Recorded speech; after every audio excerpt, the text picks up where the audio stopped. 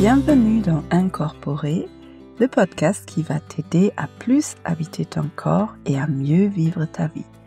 Je m'appelle Olivia Chival et même si je suis médecin dans mon quotidien, ici dans le podcast, il ne s'agit pas d'une thérapie et je ne délivre pas de conseils médicaux. Il s'agit d'un endroit dans lequel tu peux venir te ressourcer, te connecter à toi-même. C'est un espace dans lequel je t'invite à établir un lien entre ta tête et ton corps parce que très souvent dans notre vie, on oublie qu'on a un corps ou bien on le ressent seulement quand il fait mal alors qu'il est plein de ressources, plein d'intelligence, plein de sagesse. Dans ce podcast, il y a de la théorie, il y a de la pratique, des expériences et il y a aussi des interviews avec des experts. Et aujourd'hui, j'aimerais bien aborder le thème des routines. Parce que j'ai beaucoup de personnes qui me disent « Ah, je n'arrive pas à mettre en place une routine, je n'arrive pas à prendre le temps, comment on fait ?» Et comme c'est la période de ma sécurité intérieure, c'est mon grand programme en ligne qui sort une fois par année, ou bien qui ouvre ses portes une fois par année. C'est un programme dans lequel je t'accompagne pour établir une routine du matin ou une routine tout court. Et c'est un peu le podcast en immersion, en façon intense, pour que toi tu puisses créer une belle façon d'être en lien avec toi-même, créer de l'aise dans ton corps. Bref, si jamais ça t'intéresse, je glisse l'info que les portes sont ouvertes. L'inscription est possible jusqu'à la fin du mois, jusqu'au 28 mars plus précisément. Puis le pré-cours, il va commencer à partir du 31 mars. C'est une semaine tranquille où toi tu peux commencer à te mettre dans l'ambiance et puis on va démarrer tous ensemble pour un très très beau mois à partir du 7 avril. Je me réjouis beaucoup. Et avant de me lancer dans l'épisode, juste l'info que je suis en train d'explorer des nouveaux lieux pour enregistrer le podcast. Là, en ce moment, je suis à Lausanne pour ma certification en thérapie sensorimotrice. Je suis arrivée ce matin et la certification, notre stage va commencer à partir de demain. Aujourd'hui, j'ai une belle journée de rencontres avec de belles personnes inspirantes et entre les moments de partage, je suis descendue en voiture au lac Léman pour profiter un peu, pour vous enregistrer cet épisode. Et du coup, je suis dans ma voiture. Je ne sais pas comment c'est pour toi, mais ma voiture, c'est un de mes refuges. J'adore être dans ma voiture, je m'y sens vraiment bien. Du coup, c'est un bel endroit pour enregistrer un podcast. C'est une première, mais si jamais tu entends des bruits un peu bizarres, voilà, je suis sur un parking face au lac Léman. Il pleut un peu, donc comme ça, tu ne seras pas surpris. Et avec tout ça dit, c'est parti pour l'épisode.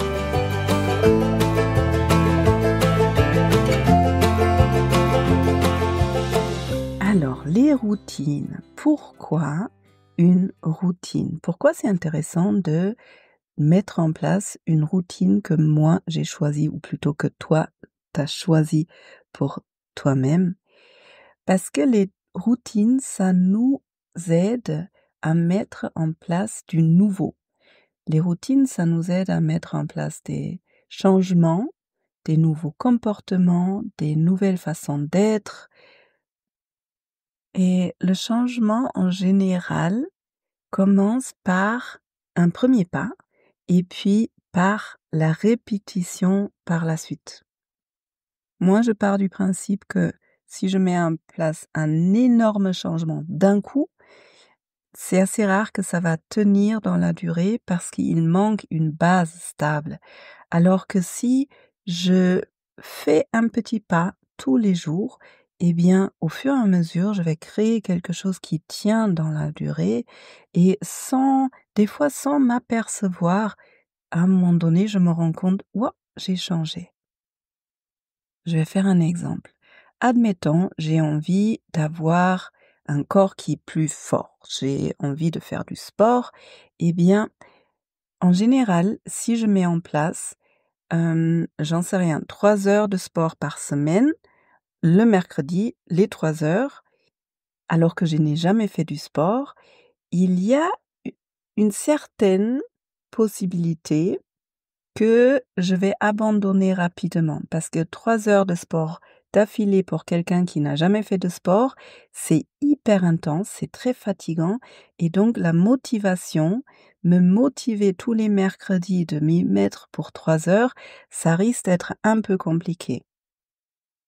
En plus, une fois par semaine, 3 heures,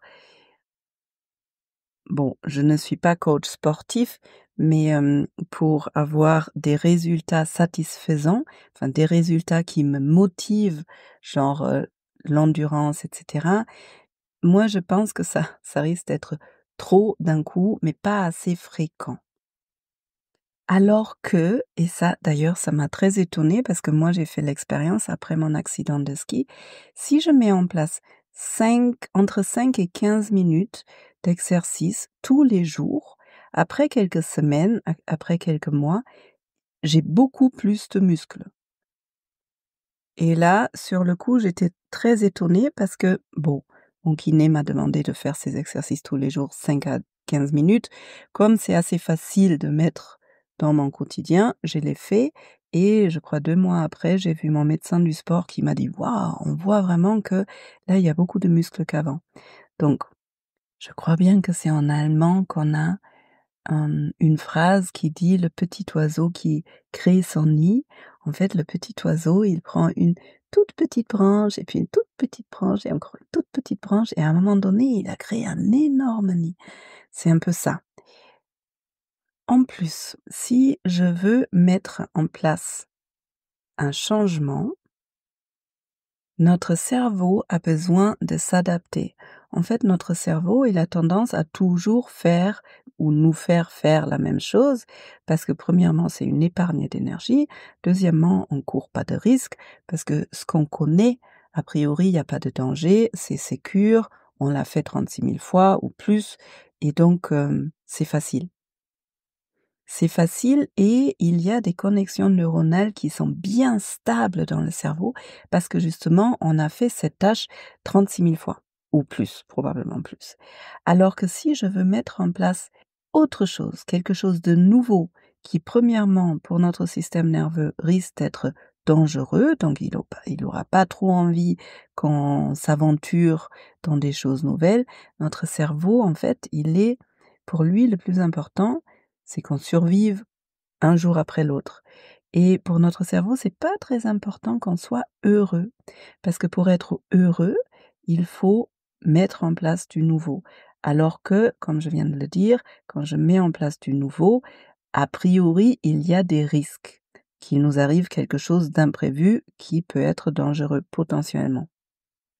Donc en fait, pour mettre en place un nouveau comportement, il faut que je quitte les anciens chemins qui sont bien connus pour emprunter des nouveaux chemins ou autrement dit, il faut que je crée des nouvelles connexions neuronales.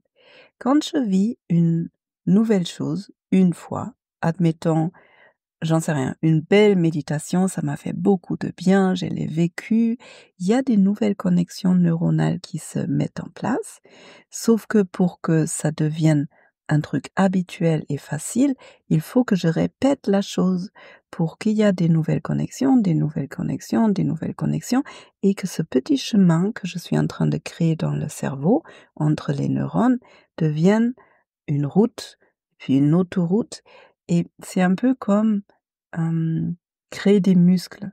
Si je n'ai jamais fait de pompe et tu me demandes de faire des pompes, peut-être je vais en faire, allez 2, maximum 2 et demi.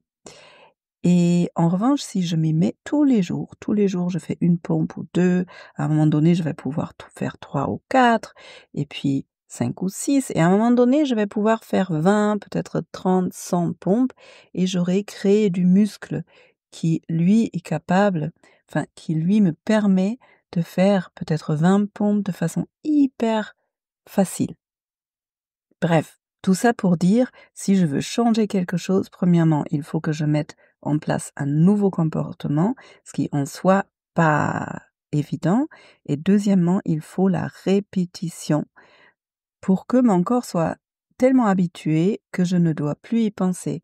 Comme par exemple, j'imagine que tu te laves les dents tous les jours, c'est tellement rentré, il y a tellement des autoroutes autour de «je me lave les dents» dans le cerveau, que c'est même plus la peine ni de décider, d'y penser, de réfléchir, ça se fait tout seul. Ensuite, les routines, ça nous donne un vrai ancrage et une stabilité dans la vie. Et en fait, on a tous plein de routines. L'être humain est un être routinier, justement pour ne pas perdre trop d'énergie. Si tu traverses ta journée visuellement, tu vas te rendre compte qu'il y a une routine après l'autre. Comment tu te lèves le matin? Par quel côté? Comment tu éteins le réveil? Comment tu fais pour te déplacer de ta chambre, peut-être dans la salle de bain ou dans ta cuisine? Les gestes pour te faire un café, un thé, et puis même la façon dont tu t'adresses aux gens, dont tu les regardes. On a tellement de routines, nos journées sont traversées, enfin les routines nous portent à travers la journée et ça permet, par exemple, d'éviter de réfléchir tous les matins de nouveau: «Est-ce que je me lave les dents ou est-ce que je les lave pas? Est-ce que je les lave avant le café ou après le café?» Vous voyez? Si je devais me poser les questions tous les jours, ce serait une perte d'énergie énorme. Et imagine-toi, tu te réveilles le matin et tous les matins, tout est différent. Tu te réveilles tous les matins dans une autre maison, dans un autre corps, avec une autre météo, j'en sais rien. En fait, ce serait presque angoissant parce que le fait qu'il y a des choses qui sont pareilles, qui se répètent, ça nous repose. Voilà, en gros, si je résume rien que ces 3 points-là, les routines, ça nous permet de mettre en place des nouvelles connexions neuronales et de façon répétée, donc de mettre en place un changement. Ça nous permet de trouver une stabilité, un ancrage et ça nous permet d'épargner beaucoup d'énergie. Maintenant, il y a la grande question, mais comment je fais pour mettre en place une routine? Ma vie, elle est déjà assez pleine. Alors, premièrement, je pense, le plus important, c'est que il faut prendre une vraie décision. Les routines ne se mettent pas en place, enfin, ça nous tombe pas sur la tête comme ça. Si toi, tu n'as pas pris la décision, c'est une priorité pour toi de mettre en place cette routine. Il y a peu de chances qu'elle va se mettre en place toute seule parce que justement, notre corps, notre cerveau est tellement, mmh feignant, c'est pas un joli mot, mais c'est contre-intuitif de mettre en place une nouvelle routine, donc il faut une forte décision et pour que tu puisses prendre vraiment une décision, il faut que tu aies un pourquoi derrière. Le pourquoi, c'est toujours la motivation. Si je mets en place une nouvelle routine comme, j'en sais rien, tous les jours 15 minutes de sport, mais ça n'a aucun sens pour moi, pourquoi je ferais cet effort?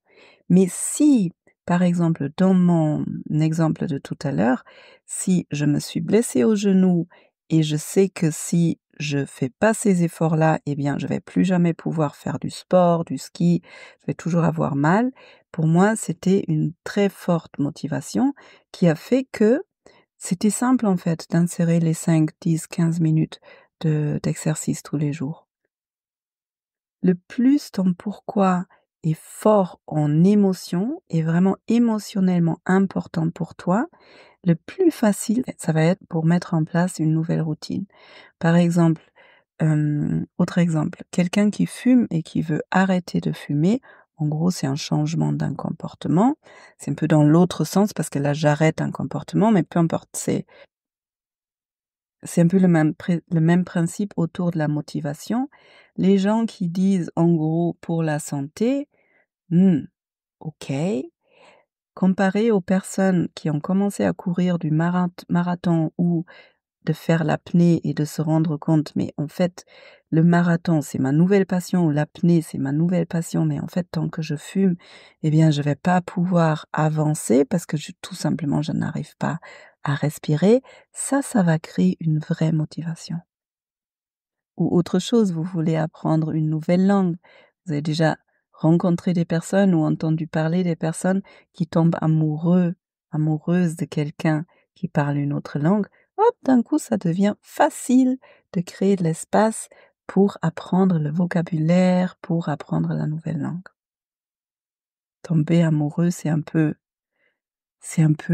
la motivation. C'est très chargé en émotions agréables, positives. Et ensuite, une fois que tu as pris la décision, que tu connais ton pourquoi derrière et que c'est une vraie motivation pour toi, eh bien, 2-3 trucs pour que ça devienne plus simple. Tu peux accrocher ta nouvelle routine à une routine qui existe déjà.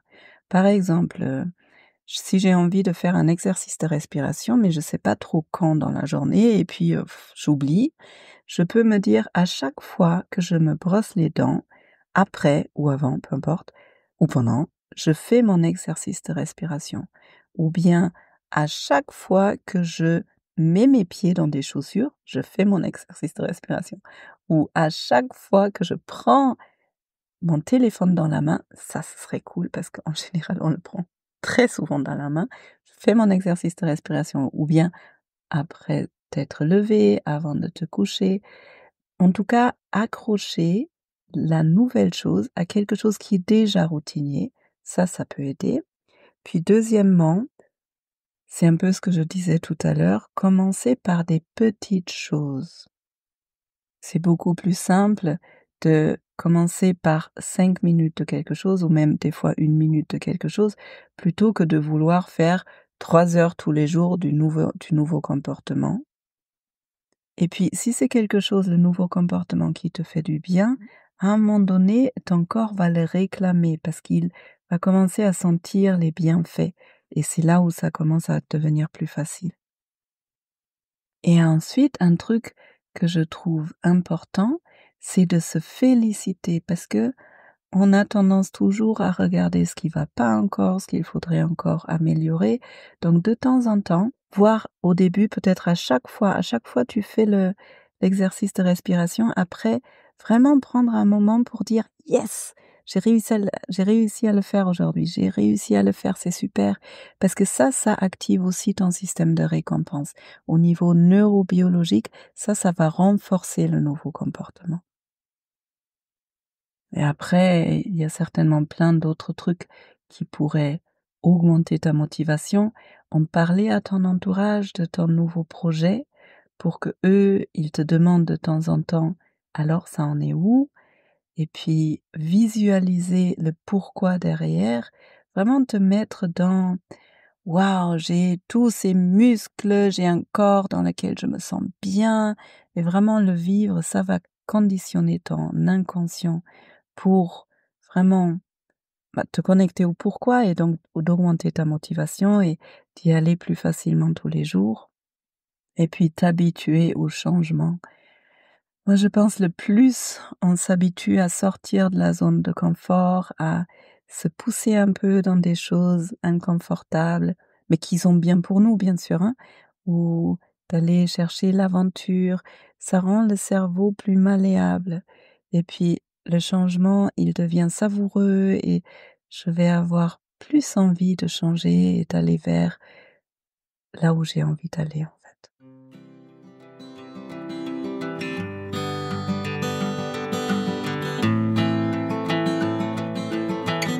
Voilà mon épisode sur les routines, pourquoi ça peut être intéressant de choisir des routines et pas seulement de subir ou de suivre les routines qui sont déjà en place depuis 30 ans.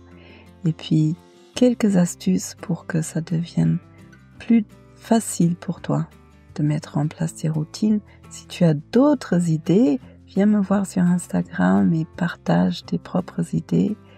Et puis si toi tu as envie de mettre une belle routine en ce début de printemps, il y a, comme je l'ai dit au début et comme je le dis toutes les semaines là en ce moment, ma sécurité intérieure qui commence à la fin du mois. Je me réjouis beaucoup et ça c'est vraiment autour de ces routines. En fait, il y a plein de raisons, mais pour lesquelles j'ai créé ce programme, mais une des raisons, c'était vraiment que j'ai eu tellement de personnes qui m'ont dit « Oui, mais je n'arrive pas à le faire seule ». Et donc là, c'est une invitation de le faire accompagner en groupe, d'avoir la motivation du groupe.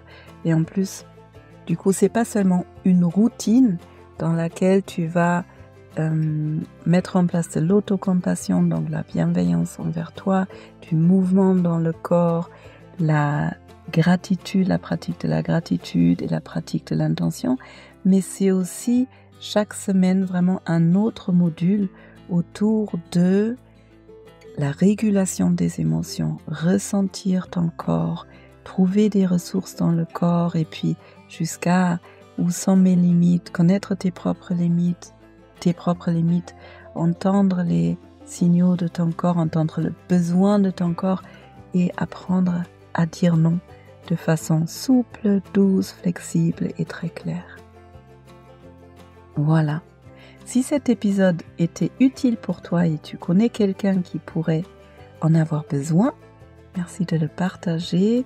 Merci d'abonner ce podcast, peu importe où tu l'entends, de prendre ces 2 secondes pour cliquer sur abonner parce que ça permet au podcast de grandir et du coup à être beaucoup plus facilement trouvable pour des nouvelles personnes qui ne connaissent pas encore mon travail. Et sinon, tu es le ou la bienvenue aussi pour t'inscrire dans la lettre d'Olivia. C'est ma newsletter qui sort 1 fois par mois, dans laquelle je partage une autre forme d'inspiration sous forme écrite. Et cette année, je partage des belles histoires parce que je trouve les histoires, les métaphores, des fois, ça tient mieux dans le cerveau pour mettre en place un changement. Je crois que c'est un peu ça. Moi, j'adore changer. Et du coup, j'ai envie de te faciliter ça aussi. J'espère que tu vas bien. Merci beaucoup pour ton temps de m'écouter, de revenir ou de venir me découvrir mon travail. Merci pour la belle personne que tu es. Merci d'être courageux et de consacrer du temps à toi et à ton évolution. Je te souhaite d'aller bien, je te souhaite une belle journée, une belle soirée et je te dis à bientôt.